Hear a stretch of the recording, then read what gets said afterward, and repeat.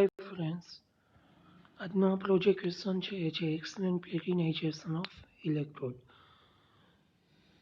તો આપણને ખ્યાલ છે કે કંડક્ટોમેટ્રીમાં જે ઇલેક્ટ્રોડ વાપરવામાં આવે છે એ ઇલેક્ટ્રોડ ઉપર પ્લેટિનમનું ટૂંકમાં પોલ ચડાવેલું હોય છે અથવા કોટિંગ કરેલું હોય છે. તો કે electrode are coated with finely divided platinum black is called platinized electrode and this process is called platinization of electrode. ઇલેક્ટ્રોડને ટૂંકમાં ફાઇનલી ડિવાઈડ જે પ્લેટિનમ બ્લેક છે એનાથી જે ડિવાઈડ કોટિંગ કરેલું હોય એવાને પ્લેટિનાઇઝ ઇલેક્ટ્રોડ કહેવાય.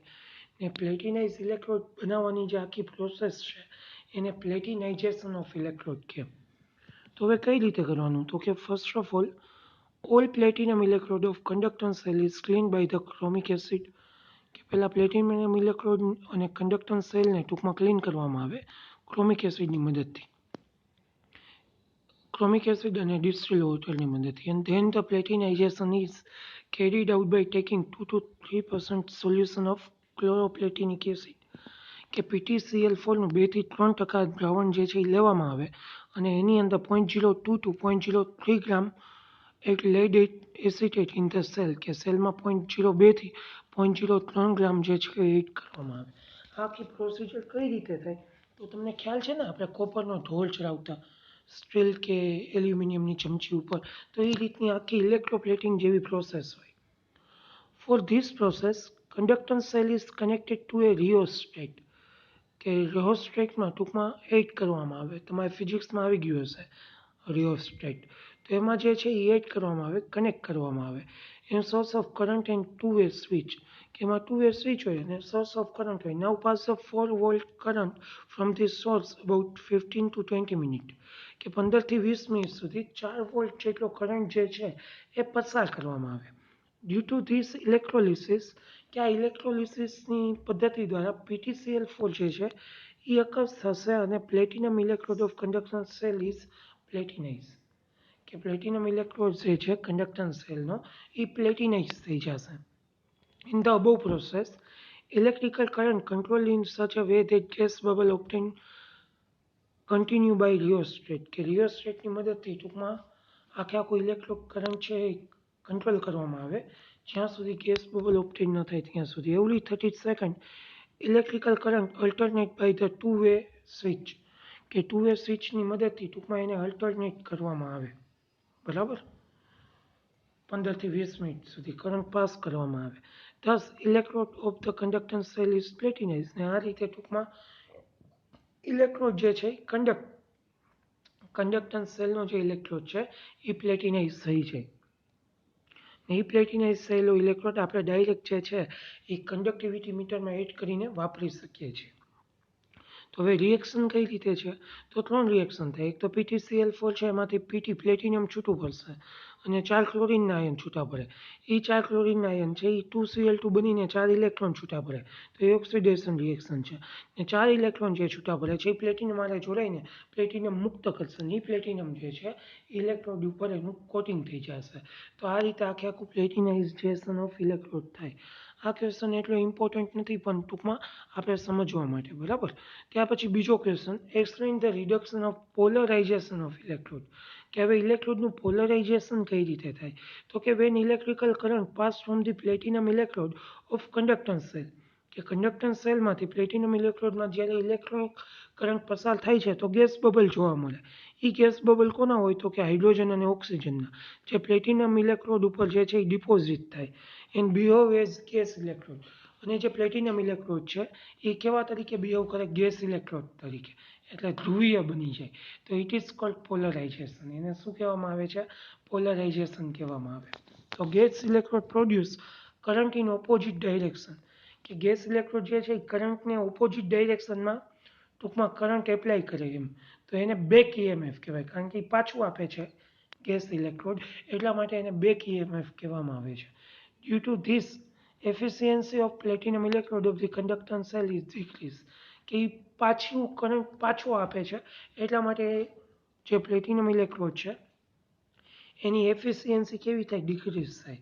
Therefore, the reduction of polarization of platinum electrode of conduction cell is platinized કે એના લીધે પ્લેટિનમ ઇલેક્ટ્રોડ જે છે કંડક્ટન્સ સેલનો એ પ્લેટિનાઇઝ થાય.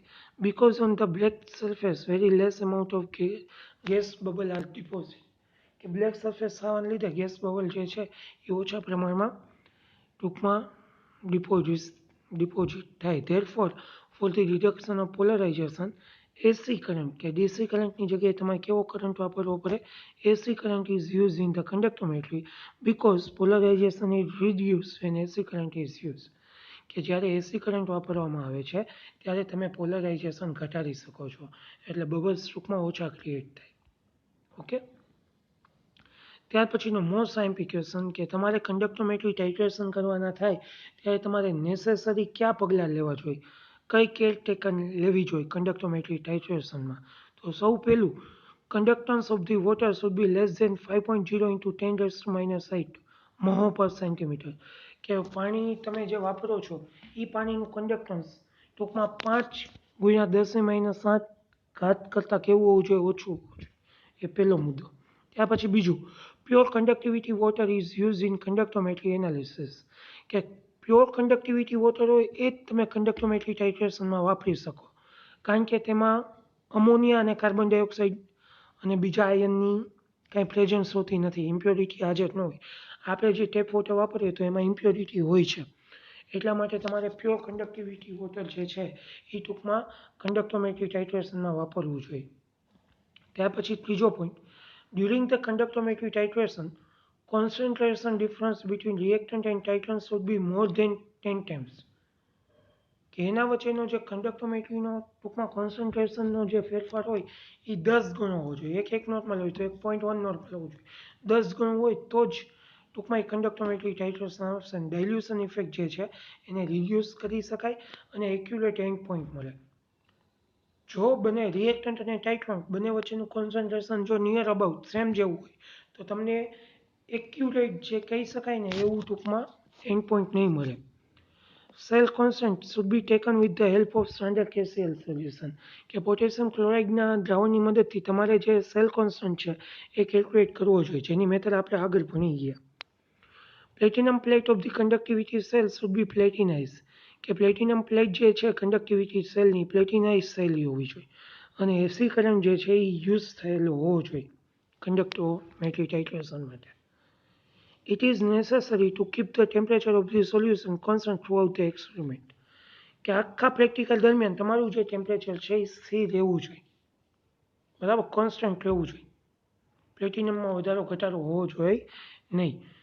This is achieved by placing the conductance cell in the thermostat, કે જો તમારે ટેમ્પરેચર એક સરખું રાખવું હોય તો કંડક્ટન્સ સેલને શેમાં પ્લેસ કરવો જોઈએ, થર્મોસ્ટેટમાં, બરાબર. થર્મોસ્ટેટ એટલે એક ટૂંકમાં ટેમ્પરેચર મેન્ટેન કરવા માટેનું એક ઇન્સ્ટ્રુમેન્ટ છે. થર્મોસ્ટેટમાં રાખી દો એટલે એ ટૂંકમાં મેન્ટેન થઈ જાય. તો આ બધા જે નેસેસરી ટેકન કરવાના જે પોઈન્ટ છે, નેસેસરી પોઈન્ટ છે એ તમારે ફોલો કરવા જ પડે, તો જ તમે કંડક્ટોમેટ્રીના ટાઇટ્રેશનના એક્સપેરિમેન્ટ જે છે એ કરી શકો. જો આમાંથી એક પણ ના થાય તો ટૂંકમાં તમારા રિઝલ્ટમાં વેરિએશન જોવા મળે. તો આ મોસ્ટ આઈએમપી ક્વેશ્ચન છે. આજના આટલું રાખીએ, આવતીકાલે નવા ક્વેશ્ચનથી વળી પાછું ચાલુ કરીશું. Thank you.